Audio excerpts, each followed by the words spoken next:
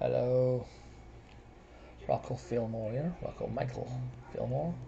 Michael Rubain Fillmore. Rubain's my mother's maiden name. Penelope Rubain, my mother. But yeah, Fillmore. Rose Rubain. Penelope Rose Rubain Fillmore. So yeah. So yeah. I don't know, do more talking about stuff. I don't know what's going on in the world. So many things. I was kind of posting on Twitter, X, the X Twitter, the X Twitter X, and I don't know. See so many people in political people fighting all the time. They're always fighting, and they feel so like heroic about it. And I'm like thinking to myself, these people feel like they're heroic, they're heroes, but it's like almost like this fighting, this constant kind of dog eat dog is what we see, and then it kind of makes you want to feel dog eat dog, and it kind of fills it with a kind of a negative kind of feeling of just negativity and badness, and I don't know if it's evil or just it just doesn't make you feel like being a good person because these people are not being good people. So it makes you. It's almost like it's you know contagious. You know what I mean? It's like when you see people being good, you're around good people, you want to be good. It makes you want to be good. And you're around badness, and I think that's why we have so much violence in America because that's all we see. We see it, and people go, "Well, on TV, violence doesn't." Yeah, it doesn't necessarily mean you're going to go out and do something violent, but it fills you with this kind of negative feeling of kind of that's how the world is, and it's kind of this negativeness of people hurting other people. I mean, I was never one of those people who would just be like, well, we gotta censor things and because it's bad for kids. But as you grow up and you kind of feel it, you kind of see it how we are. We're copycat. So we learn from each other and we feel from each other. I know when I'm like around friends, like church friends, I feel better and I feel like a better person and I feel like being kinder and being when I'm around people who are kind. Well, when I'm around people who are dicks, an asshole. Like I used to have some friends in high school that were kind of douchebags, and then you kind of want to. It makes you want to be a douchebag too. And does it make you feel good to be a douchebag? No, I don't feel good being. I know some people do. I don't. I don't want to be a bad person. So when I'm got that in me, it makes me feel not good about myself, and it makes me feel not good, and it just makes me feel negative, and it just kind of makes me. And I think a lot of people feel that, and a lot of people maybe not as strong mentally as I am and can tune it out. And a lot of them do weird stuff because they can't tune it out and just kind of compartmentalize it and just say it's something else and throw it away.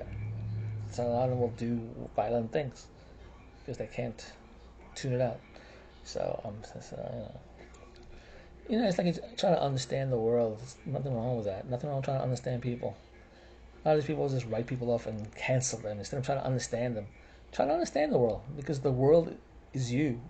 You're connected to everyone else, and how they are is probably because of the way you are. They learn from some people. A lot of people do. That's how we learn from speech. We learn from other people. Slang. You hear them say it, and then you say it. That's how it works.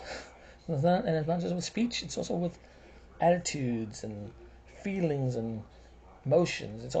We're all connected. So yeah. See, it's so simple to like see that, but not many people can. So you gotta tell them. You gotta be like, well, some people can see it.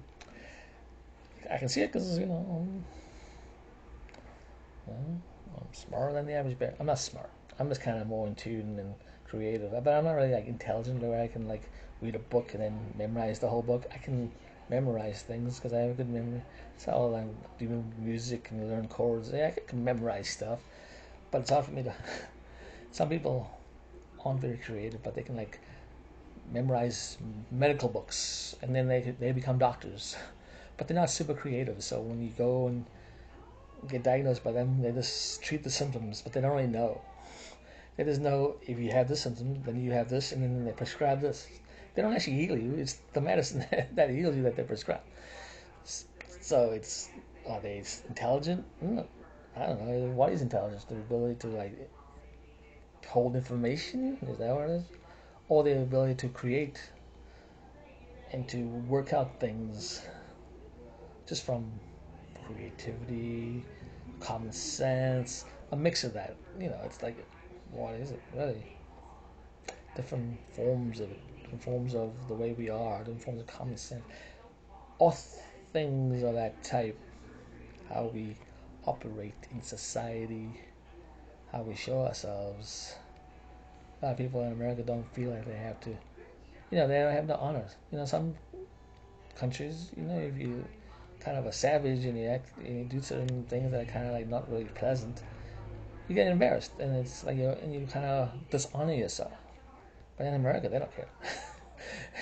You can do it, and people don't have a sense of honor or a sense of moral code or anything like that. So and you guys wonder why there's so much weirdness in America, because there isn't any kind of thing. There isn't any filter or something. That's it. But yet Americans want to be so judgy, and you do one wrong thing and then they judge you. No, no, we can't have that in America. Yet America's so full of bad people. Yet they don't want to forgive people for just the one thing who didn't actually do anything bad to you. Just like Kevin Spacey. I mean, he did some weird stuff, but he didn't do it to you. He did it to some kid, but then you want to be like, Kevin Spacey. It's like you're not gonna forgive him because what? You wanna, but yet you're basically doing like even worse things. I think people who don't want to forgive are people who do even worse things, and I think in a way it's kind of transferring the way they feel people should be treating them onto someone else. You know what I mean? Because you always find out that the people who are the most judgy are the ones who are probably guilty of the most bad things. That's always been the way. It's always been a thing, isn't it? So I don't know. I just thought I'd try to say interesting things on this one. My hair is wet and girly. No, not girly. It's Viking. All in the Bible, old days, Middle Ages, people, manly men always had long hair and beards. So look at me, manly man. Yes, yeah. I'm 50 years old now. I just turned 50 last November, so 50, and I'm this color hair. And there's people older than me who don't, because they dye their hair. And people will be like, "Whoa, you're really aging well." No, they're really trying to like not age. A lot of these people hide from like aging, and so they dress like they're like 10, and then they drive motorcycles and you know what I mean, sports cars, just because they're trying to hide that they're aging. you know, Normal people start growing this hair color by 35. So it's like, and you see people like 40 who don't have, chances are they're dyeing their hair. Why? Because I think it reminds them of their mortality every time they see it. I think that's why, it's like how old women always cut their hair short. You can never see them with long hair. But then they cut it short and then they dye it. So I think they want to be like reminded of age. Why do I care? I don't care. I got like long this color hair. You don't see me going. Nah. It's just a hair color, man. It's just a color. But I think to be many people, it represents oldness and age and their mortality and all that stuff. And people are very scared of things. They're very scared of things. They are. That's why they always racist and say weird things, and they act certain ways, and because they're scared. They're more scared than most, or something like that.